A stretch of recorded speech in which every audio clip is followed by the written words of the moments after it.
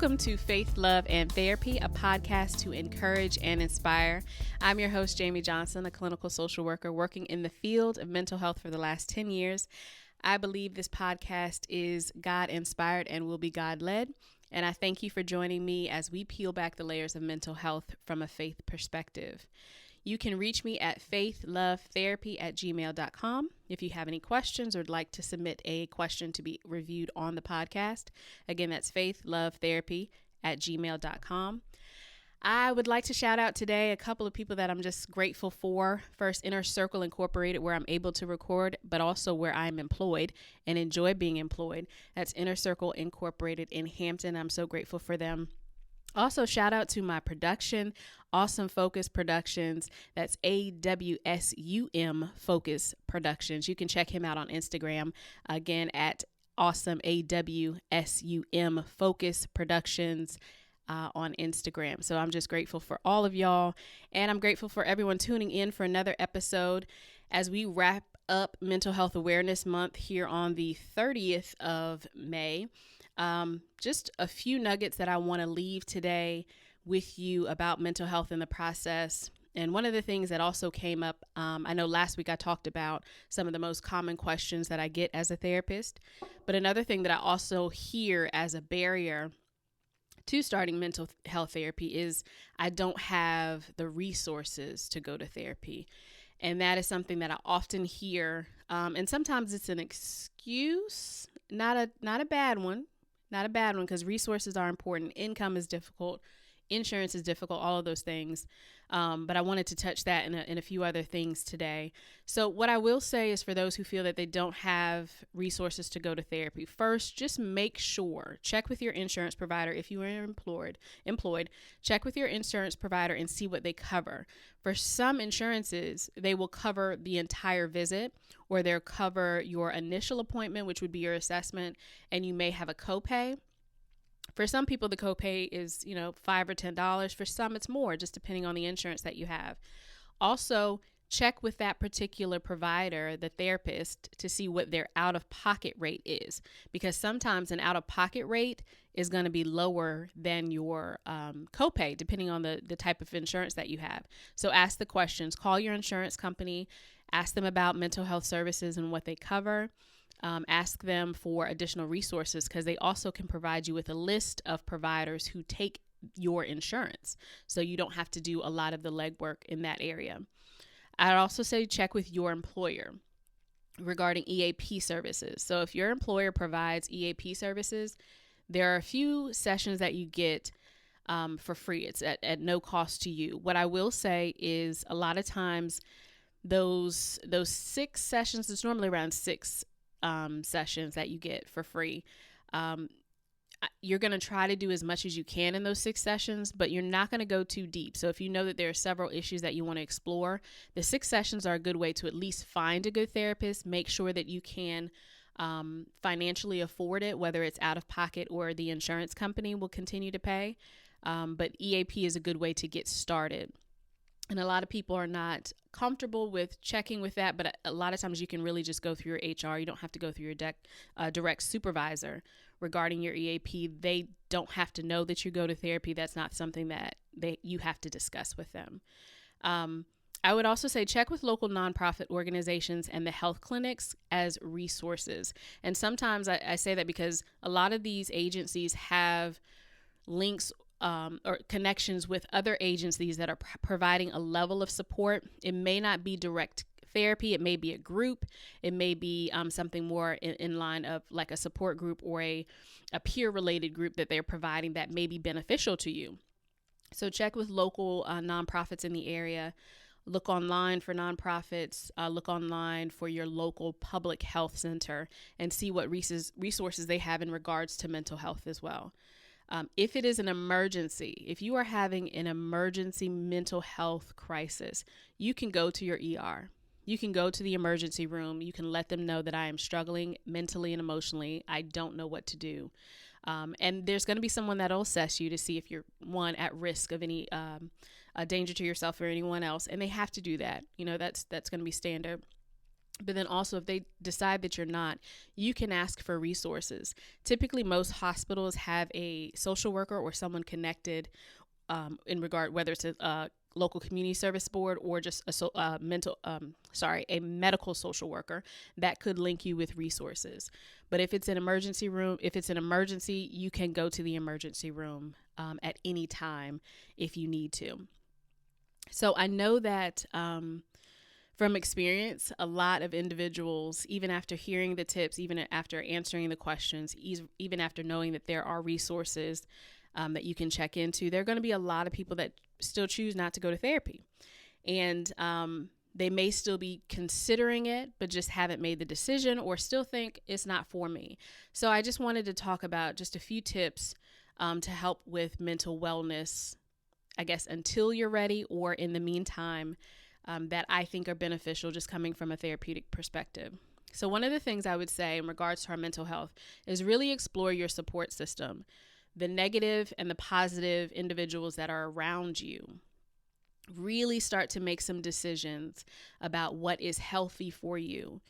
Setting boundaries is incredibly important when it comes to caring for yourself. And I think many of us have been taught that setting boundaries can be mean because we are, leaving people behind.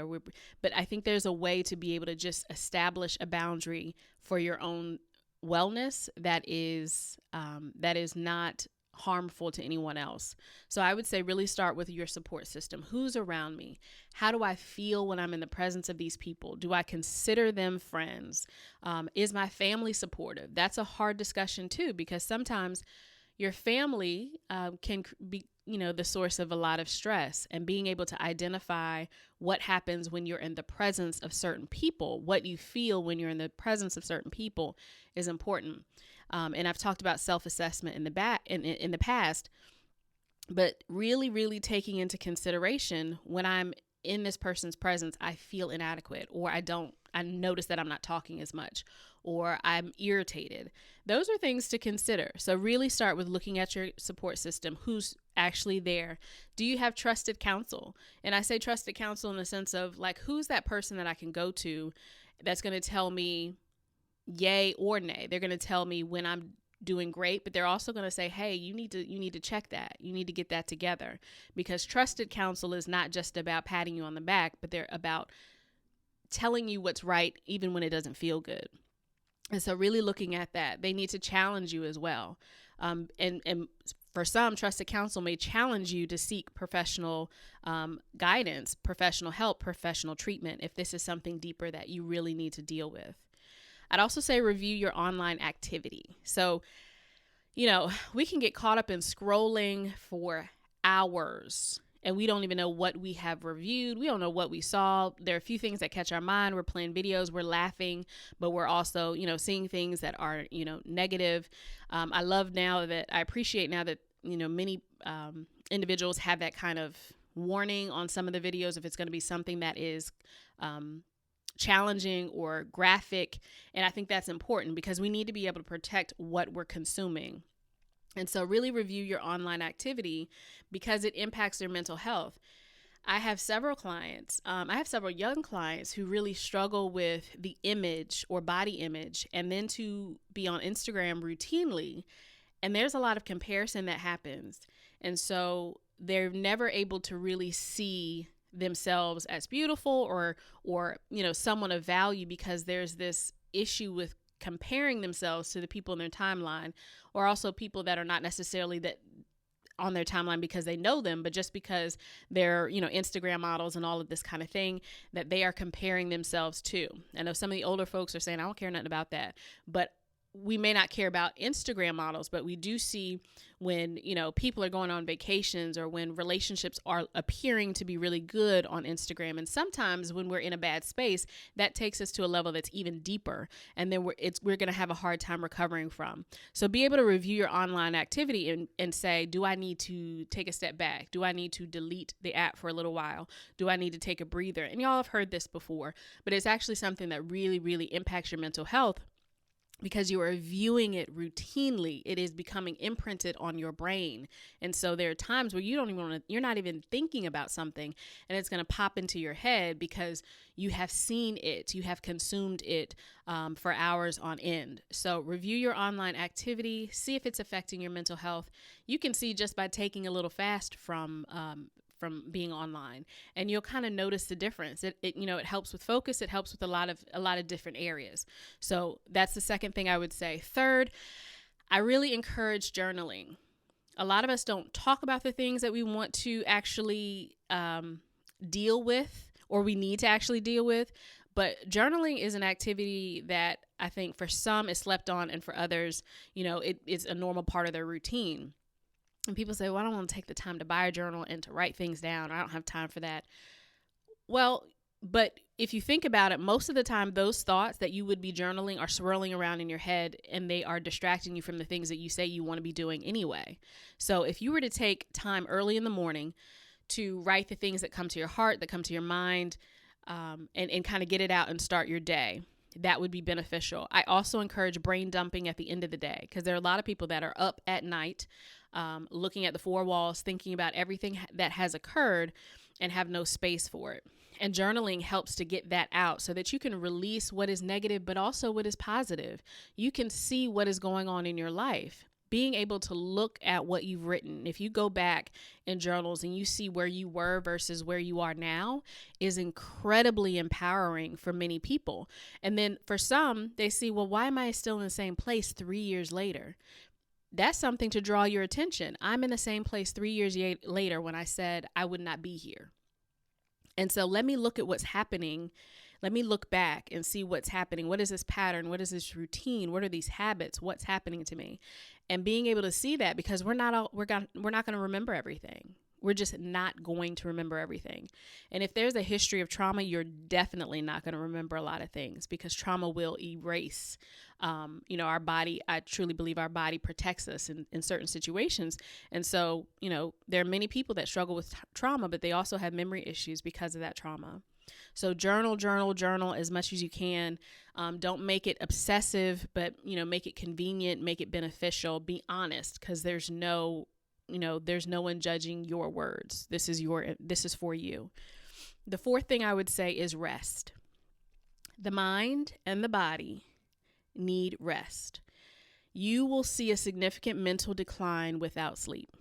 And that hustle mentality that, I'll sleep when I'm dead is ridiculous, because it does not help anyone. There are some people that can go longer or go on less sleep. That's fine. That's your body is specific. You're an individual. So you have to find the right window that you can function at your best. And for some people, that's a full 8. There are some people 6 is enough. There are some people that 4 and they're good. But you need to be honest about what the number is and really work to get that. So set up a good evening routine that will allow you to go to sleep at the right time, and that will allow you to wake up when you need to and be fully rested. And doing that consistently is important. And so when you are trying to, put a lot of things or get a lot of things done and you're not rested, you're not going to be able to function the way that you want to function, or that, at your best. So rest is number 4, which I say is incredibly, incredibly important. There are many people that their symptoms, if they're diagnosed with depression, anxiety, PTSD, when they tell me they haven't slept in a few days, their symptoms are generally more intense, because when you're sleep deprived, your mind is not well. It's not just I'm tired. Mentally, you're not well. The next, I would say, really look at what you're eating. And I say that only in the sense of like when your body is not nourished, your mind is not nourished. So when you are not eating consistently, when you are not having enough nourishment, or you are not, getting your water in, it affects you. It affects us. And I'm not saying from, because if you're watching the video, you know I'm not a little girl. But what I'm saying is eating the right things, eating consistently, getting your water is incredibly important to your mental health as well. It's not just, we talk about the soul, mind, body, and spirit, mind, body, and our emotions. We're not just a physical body, but all of these things are important. Move. So leave the house. I don't mean move get a new home. If you need to, get a new home. But I mean moving, physically moving, getting out of the house. The power of walking in nature is incredibly important. There's a release that happens. I was telling someone the other day, I think I was watching it. There's a release that happens when you are walking. There are people out there that are physically fit and they're running, they're doing what they need to do, but just walking through, a park, walking on a trail and releasing kind of the sweat, but also just, you can cry out there. You can, talk to God out there. You can talk to yourself out there. You really start to clear your mind and see things clearer, and it's beneficial to you. So move a bit. That's going to help you with your mental health. Get outside. The next thing I would say, number 7, are the spiritual disciplines. So pray, fast, meditate on the word of God. These things, as a believer, are part of what makes us, aligns us with God's will. When we're able to sit with him and pray, and understanding that prayer is not just talking, but also listening to him, listening to the Spirit, fasting, taking time to remove ourselves from things that we lean on or love or indulge in, so that we are able to really step back and lean in and love on and indulge in God, from a place of clarity, in a place of, spiritual connection with him, and being able to meditate on his word. When we're reading a verse, finding verses about your mind, finding verses about, joy and peace and relationships, finding verses that will help to empower you and help you to move through the challenging times that you're dealing with, is important. And so being able to meditate on those, I encourage writing a few down, write a few down in different areas that you're struggling in, and meditate on them. Take time each day, take time each week to meditate and sit with these words that are God's words. And then the final one I'd say is really be honest with yourself. Be honest about what is happening. Be honest and reflect. Talk to others that are supportive. When we are honest about what's happening on the inside of us, what we've been through, and we're not trying to cover up or present as something that we're not, when we're not wearing the masks, when we're not, trying to have everyone think that we have it all together, there's a place of peace in that honesty. Being honest with yourself allows you then to be honest with others, and you become transparent.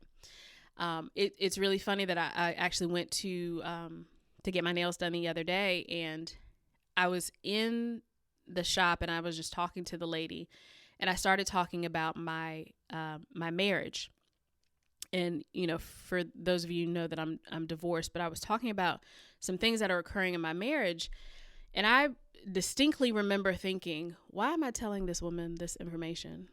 Like, why am I having this conversation? It was like my brain just kind of stepped out for a second. I was like, what are you doing? But then she started talking about her experience. And in the dialogue that we had about our previous relationships, there was just a connection where we shared our pain. We shared things that we had been through that significantly impacted us.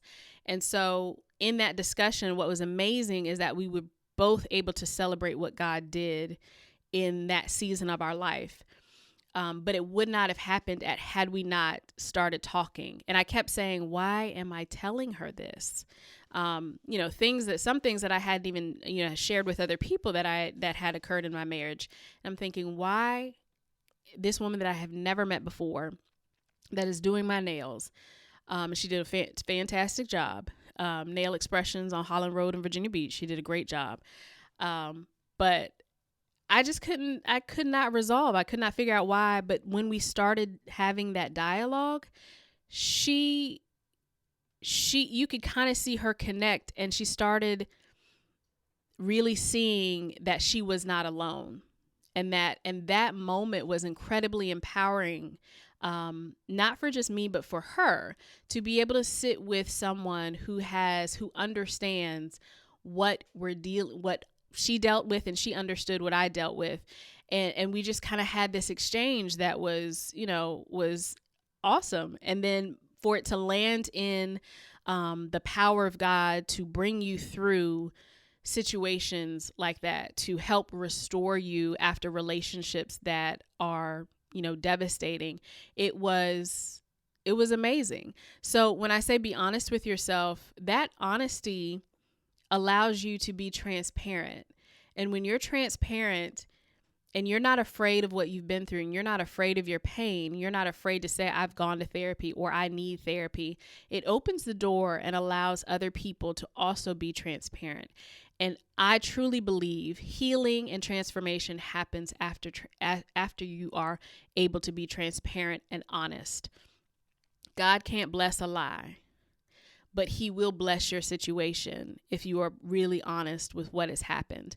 So I know, like I said, many won't go to therapy, but I want you to take into consideration a few of these things that you can really start doing to help assisting with your mental health. But don't be afraid to ask the questions. Don't be afraid to be open with somebody that is trusted. Not everybody, but somebody that you trust. And then identify what you can do to establish a better mental health for yourself in the meantime. I'm so grateful that you joined me today on another episode of Faith, Love, and Therapy. I will see you next time.